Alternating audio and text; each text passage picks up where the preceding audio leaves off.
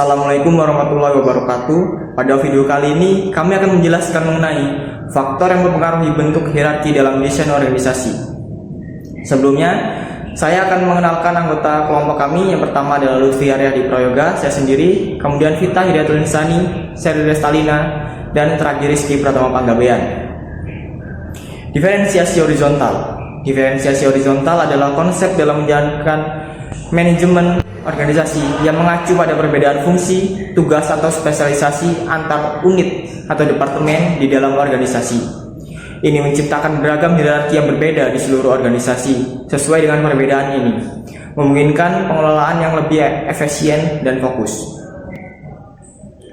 Sebuah organisasi yang terbagi menjadi beberapa unit memiliki banyak hierarki yang berbeda, bukan hanya satu. Ini terjadi ketika setiap unit atau divisi dalam organisasi memiliki hierarki sendiri yang tidak selalu identik dengan unit lainnya. Setiap unit atau divisi dalam organisasi mungkin memiliki fungsi atau spesialisasi yang berbeda.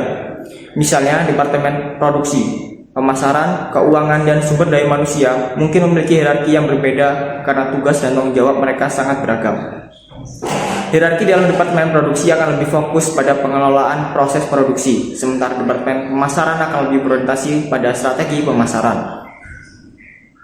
Setiap fungsi atau divisi memiliki hierarki sendiri. Penjelasan mengenai setiap fungsi atau divisi memiliki hierarki sendiri merujuk pada struktur organisasi di mana setiap unit atau departemen dalam organisasi memiliki tingkatan manajemen yang unik dan terpisah. Artinya, hierarki manajerial di dalam suatu fungsi atau divisi mungkin berbeda dari hierarki di fungsi atau divisi lainnya.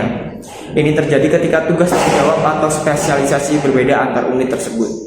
Contohnya, departemen pemasaran dapat memiliki hierarki khusus yang terfokus pada strategi pemasaran dan penjualan. Sementara departemen produksi memiliki hierarki yang lebih terkait dengan pengelolaan proses produksi. Hal ini memungkinkan organisasi untuk mengelola beragamnya kebutuhan dan tugas secara lebih efisien sesuai dengan karakteristik setiap fungsi atau divisi dalam perusahaan. Diferensiasi horizontal adalah cara utama organisasi mempertahankan kendali atas karyawan tanpa meningkatkan jumlah level hierarkis. Diferensiasi horizontal adalah pendekatan yang digunakan oleh organisasi untuk menjaga kendali atas karyawan tanpa harus memperluas jumlah tingkatan dalam hierarki organisasi. Ini dapat dicapai dengan membagi tugas, tanggung jawab, dan spesialisasi secara lebih rinci antar berbagai unit atau divisi dalam organisasi. Dengan demikian, organisasi dapat mempertahankan struktur hierarki yang relatif dangkal, sehingga komunikasi dan pengambilan keputusan tetap efisien, sementara tetap memungkinkan manajemen yang kuat atas karyawan. Dengan memanfaatkan diferensiasi horizontal, organisasi dapat menerapkan fokus tugas yang lebih jelas dan spesialisasi di seluruh berbagai unit bisnisnya, tanpa harus menambah tingkat manajerial yang lebih tinggi. Ini mengurangi birokrasi yang berlebihan dari memungkinkan organisasi untuk tetap responsif terhadap perubahan pasar dan pelanggan. Dalam hal ini, kendali terjaga melalui struktur yang lebih efisien dan tidak melalui peningkatan jumlah level hierarkis yang mungkin hanya akan menghambat aliran informasi dan pengambilan keputusan. Selanjutnya, diferensiasi horizontal berkaitan dengan pembagian tugas dan tanggung jawab di dalam organisasi. Semakin banyak tugas dan tanggung jawab yang dibagi-bagi, maka semakin kompleks struktur organisasi yang dibutuhkan, sehingga mengakibatkan banyak lapisan manajerial dan membuat organisasi menjadi lebih sulit untuk diatur.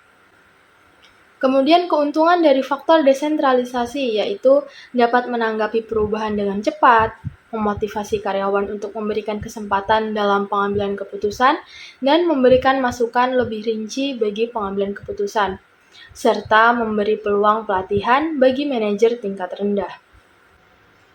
Faktor diferensiasi dibagi menjadi 3, yaitu diferensiasi horizontal, diferensiasi vertikal, dan diferensiasi spasial. Yang pertama yaitu diferensiasi horizontal, terjadi akibat berkembangnya beragam unit dalam organisasi berdasarkan orientasi pekerjaan dan latar belakang pendidikan, serta pelatihan yang dibutuhkan untuk melaksanakan tugas-tugas tersebut. Bukti nyata pada organisasi yang menekankan diferensiasi horizontal adalah spesialisasi dan departementalisasi. Spesialisasi merujuk pada pengelompokan aktivitas tertentu yang dilakukan suatu individu dan organisasi yang terdiri dari spesialisasi fungsional atau spesialisasi pada pembagian kerja yang memecah pekerjaan menjadi tugas yang sederhana. Kemudian ada spesialisasi sosial yang merujuk pada individu untuk merekrut seseorang ahli untuk melakukan pekerjaan tertentu yang bersifat khusus seperti analis keuangan. Kemudian departementalisasi adalah cara organisasi mengkoordinasikan aktivitas yang telah didiferensiasi secara horizontal, berdasarkan fungsi, geografis, dan proses. Yang kedua yaitu diferensiasi vertikal, yang merujuk pada kedalaman struktur. Semakin banyak tingkatan yang terdapat di antara top manajemen dan tingkat hierarki yang paling rendah, makin besar pula terjadinya distorsi dalam komunikasi dan makin sulit mengkoordinasikan pengambilan keputusan dari pegawai manajerial. Serta makin sulit juga bagi top manajer untuk mengawasi kegiatan bawahannya. Faktor yang paling menentukan terhadap tingkat diferensiasi vertikal yaitu rentang kendali. Rentang kendali yaitu menetapkan jumlah bawahan yang dapat diatur dengan efektif oleh seorang manajer. Jika rentangnya lebar, maka para manajer akan mempunyai banyak bawahan yang melapor kepadanya. Namun, jika sempit, maka para manajer hanya mempunyai sedikit bawahan yang melapor. Yang ketiga atau yang terakhir yaitu diferensiasi spasial. Diferensiasi spasial dapat dilihat sebagai perluasan dari dimensi horizontal dan vertikal, yang memungkinkan untuk memisahkan tugas dan pusat kekuasaan secara geografis. Selanjutnya, contoh organisasi dengan diferensiasi horizontal yang tinggi adalah rumah sakit, yang membutuhkan banyak spesialis medis dan non-medis. Desentralisasi adalah suatu konsep ataupun sistem di mana wewenang, keputusan, atau kontrol yang biasanya berpusat di satu otoritas atau pemerintah pusat dibagi berdasarkan tingkat yang lebih rendah, seperti pemerintah daerah, otonomi lokal, ataupun entitas lainnya. Hal ini mungkin dapat meningkatkan yang lebih rendah, contohnya memiliki otonomi dalam pengambilan keputusan yang lebih besar terkait dengan isu-isu tertentu seperti kebijakan dan anggaran ataupun administrasi. Konsep ini dapat digunakan dalam konteks pemerintah, bisnis, ataupun organisasi dalam satu sektor lainnya untuk mencapai berbagai tujuan, termasuk responsif terhadap kebutuhan lokal dan meningkatkan estimasi dan mendekatkan pengambilan keputusan kepada masyarakat setempat. Adapun contoh dari desentralisasi dalam konteks organisasi adalah ketika keputusan yang penting dan pengendalian operasional diberikan kepada manajer atau departemen yang beroperasi di tingkat yang lebih rendah dalam hierarki perusahaan. Misalnya, dalam sebuah perusahaan yang menerapkan model desentralisasi, manajer cabang ataupun unit bisnis lokal memiliki wewenang untuk mengambil keputusan terkait inventaris, perekrutan, dan strategi pemasaran tanpa perlu menunggu persetujuan dari kantor pusat. Hal ini mungkin merespon yang lebih cepat terhadap perubahan pasar dan kebutuhan pelanggan yang di tingkat lokal. Maka dari itu, tingkat desentralisasi mengacu pada sejauh mana keputusan dibuat dalam tingkat yang lebih rendah di organisasi daripada di tingkat pusat ataupun puncak hierarki. Semakin tinggi tingkat desentralisasi, maka semakin banyak tingkat dalam hierarki yang memiliki wewenang dalam pengambilan suatu keputusan. Jika organisasi sangat terdesentralisasi, hierarki mungkin lebih datar. Faktor-faktor yang mempengaruhi bentuk hierarki dalam desain organisasi pada standarisasi. Menurut Jackson dan Morgan 1978 yang menyatakan bahwa standarisasi ini menunjuk pada prosedur yang didesain untuk membuat aktivitas organisasi menjadi teratur, dan hal ini secara otomatis akan memfasilitasi adanya koordinasi. Dalam pengertian lain, standarisasi adalah praktik yang melibatkan pengembangan dan penerapan pedoman, prosedur, atau aturan yang sama dalam seluruh organisasi. Hal ini mencakup penggunaan metode yang konsisten dalam berbagai aspek operasional, termasuk produksi, manajemen, pelaporan, dan juga komunikasi. Standarisasi ini juga bertujuan untuk menciptakan konsistensi, efisiensi, dan juga kontrol yang lebih baik dalam organisasi. Dengan adanya standarisasi ini, maka akan didapatkan kontrol atas karyawan serta membuat perilaku dan tindakan mereka lebih mudah untuk diprediksi.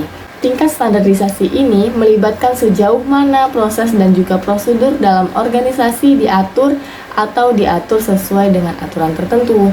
Semakin tinggi tingkat standarisasi, maka akan semakin rinci dan terstruktur prosedur dalam organisasi. Hal ini dapat mempengaruhi jumlah tingkat dalam hierarki jika ada lebih banyak kontrol dan pengawasan yang diperlukan.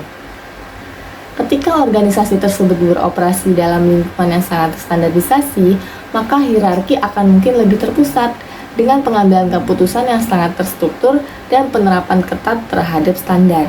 Sebaliknya, dalam lingkungan yang lebih fleksibel dan kurang terstandarisasi, hierarki mungkin lebih terdesentralisasi, yang memungkinkan lebih banyak fleksibilitas dalam pengambilan keputusan dan juga pelaksanaan tugas. Kesimpulan yang dapat diambil dari ketiga penjelasan tadi yaitu, diferensiasi horizontal adalah konsep dalam manajemen organisasi yang mengacu pada perbedaan fungsi, tugas atau spesialisasi antar unit atau departemen dalam organisasi. Ini menciptakan hierarki yang beragam di seluruh organisasi untuk pengelolaan yang lebih efisien. Desentralisasi adalah konsep yang mengatur pengambilan keputusan dalam organisasi. Standarisasi tinggi memerlukan pengambilan keputusan yang lebih terpusat untuk memastikan konsistensi. Sedangkan standarisasi yang lebih rendah memungkinkan pengambilan keputusan yang lebih terdesentralisasi. Itu saja yang dapat kami jelaskan pada materi kali ini. Apabila kurang dan lebihnya kami mohon maaf.